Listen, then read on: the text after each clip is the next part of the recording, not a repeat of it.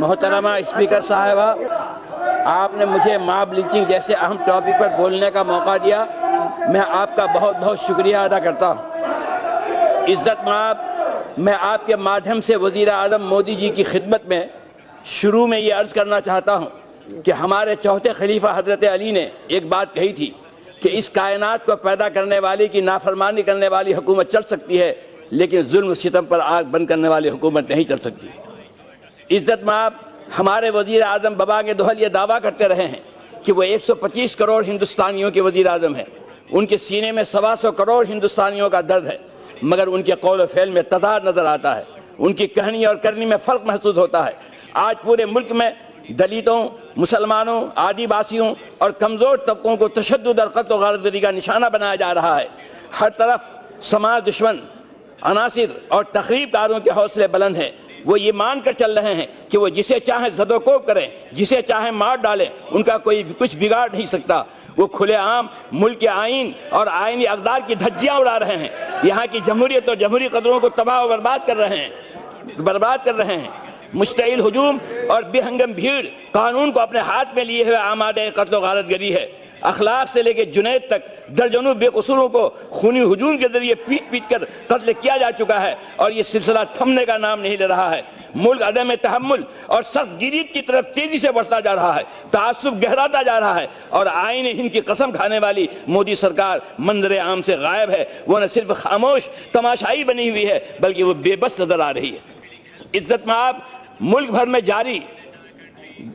بے گناہوں کی مار پیٹ اور خوریزی پر اپنی ساکھ کی خاطر ہمارے وزیر اعظم کبھی کچھ مبہم اور غیر واضح بیان دے کر اپنی آئینی ذمہ داری نبھا دیتے ہیں، وہ بھی رسمی طور پر، جس میں نیک نیتی کا شدید فقدان نظر آتا ہے۔ خود ان کے کابینہ کے وزیر کبھی کبھی اپنے آئینی حلبرداری کا بھی پاس نہ رکھتے ہوئے ایسے اشتعال انگیز اور غیر ذمہ دارانہ بیانات دے دیتے ہیں جن سے شر پسند عناصر کے حوصلے مزید بلند ہو جاتے ہیں۔ وزیر اعظم کی ذمہ داری صرف بیان دینے کی نہیں، بلکہ ان کی اصل ذمہ داری ان سماج دشمن عناصر کے خلاف سخت کارروائی کرنے کی ہے۔ وزیر اعظم کی حیثیت سے وہ اگر ایک طرف ریاستی حکومتوں کو ہدایت دیتے کہ گائے کے نام پر بے گناہ انسانوں کو مار دھار کرنے والوں کو سزا دی جائے، اور دوسری طرف بی جے پی کے اثردار لیڈر ہونے کی حیثیت سے شرپسند افراد اور جھوٹے گورکشکوں کو وارننگ دیتے اور انہیں اپنی سرگرمیاں روکنے کا حکم دیتے، تو شاید اتنی قتل و غارت گری نہ ہوتی۔ گورکشا کے نام سے خونی ہجوم کے ذریعے مار پیٹ اور قتل کے واقعات پر مودی سرکار کے اب تک کے طرز عمل سے ظاہر ہوتا ہے کہ وہ انہیں نظر انداز کر رہے ہیں،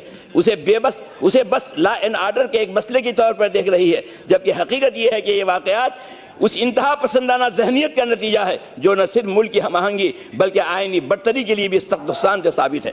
عزت مآب، ملک کے موجودہ حالات میں ایسے لوگ جن کے سر پر ٹوپی ہے اور جن کے چہرے پر داڑھی ہے کہیں نکلتے ہوئے گھبراتے ہیں۔ آج برقع والی ماں بہنیں باہر نکلتے ہوئے ڈرتاتی ہیں، ٹرینوں میں، بسوں میں یہ شرپسند چڑھتے ہیں اور ٹوپی والوں اور برقع والیوں پر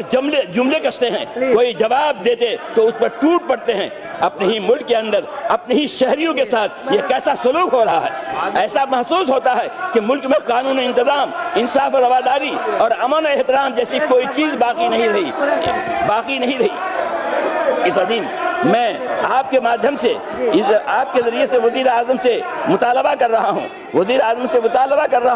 کہ آپ مطلب کہ اس خوفناک صورتحال کو تبدیل کرنے کے لیے مضبوط اور مؤثر قدم اٹھائیے۔ اس عظیم ملک کو دنیا میں بدنام نہ ہونے دیجیے، اس ملک کی گنگا جمنی تہذیب کو تباہی سے بچا لیجیے۔ یہاں کی رواداری، بھائی چارہ اور بقائے باہمی کی قدیم روایت کو تباہ کرنے والے عناصر کو قانون کے شکنجے میں لائیے، اور 2014 سے 2017 تک خونی ہجوم کے ذریعے قتل و غارت گری کے جتنے واقعات ہوئے ہیں ان میں مجرمین کے خلاف کیا کارروائی ہوئی ہے ہاؤس کے فلور پر لائیے۔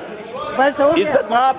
میں ملک کے وہ تمام شہری جن کا سیکولرزم اور جمہوریت پر یقین ہے، جو ہندوستانی آئین سے گہری عقیدت رکھتے ہیں، جو آزادی، انصاف اور مساوات کے علم بردار ہیں، وہ ملک میں امن و انتظام کی موجودہ بگڑی ہوئی صورتحال سے سخت بے چین اور رنجیدہ ہے۔ ان کو یہ دکھ ستا رہا ہے کہ گاندھی کا ہندوستان آخر کس راستے پر جا رہا ہے۔ کیا اسی ہندوستان کا خواب آزادی کے متوالوں نے دیکھا تھا؟ ہندوستان کی آزادی کی جدوجہد میں اگرچہ ملک کے سبھی طبقات نے بڑھ چڑھ کر حصہ لیا تھا، لیکن مسلمانوں نے جس جوش اور جذبات کے ساتھ آزادی کی لڑائی لڑی اس کی مثال نہیں ملتی۔ آج جب اسی آزاد ہندوستان میں دلتوں، آدی واسیوں، مسلمانوں اور کمزور لوگوں پر عرصہ حیات تنگ کیا جا رہا ہے تو اس افسوسناک صورتحال سے ملک کے سبھی انصاف پسند اور عوام پسند عوام بہت دکھی اور سخت نالاں ہیں۔ بلا شبہ ملک کا ضمیر ابھی زندہ ہے، محبت کو نفرت پر آج بھی غلبہ حاصل ہے، اور یہ بات ڈنکے کی چوٹ کہی جا سکتی ہے۔